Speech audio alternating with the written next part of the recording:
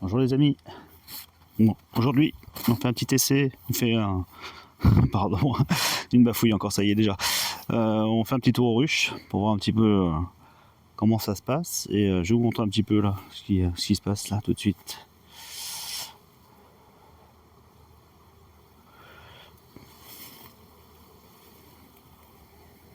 Vous voyez un petit peu le pollen qu'elle rentre. Alors je sais pas si c'est du pollen de lierre, mais sincèrement, ça rentre du pollen à fond.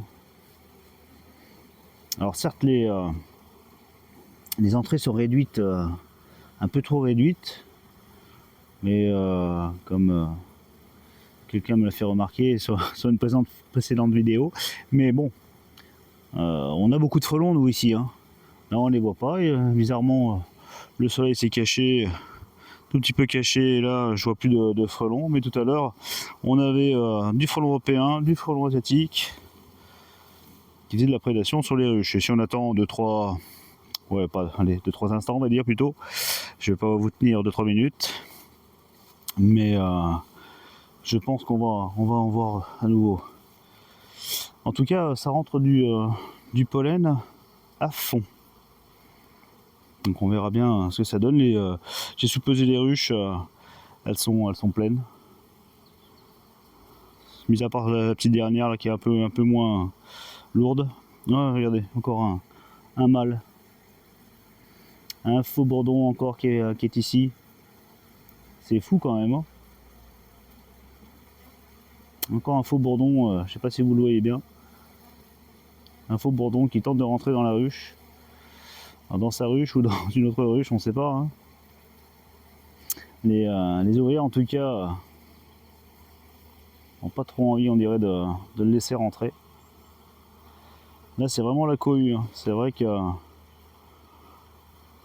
Mais il faut dire que on a aussi voilà, cette présence du frelon qui nous pousse à réduire les entrées, et puis en même temps on pensait pas avoir des températures aussi douces hein, pour un mois de novembre.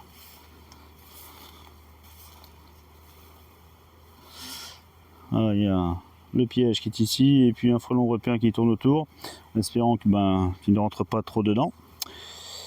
Il y a des réductions, hein, mais bon. Je viens de mettre de la cire d'opercule dans le piège. Je sais pas si vous allez voir.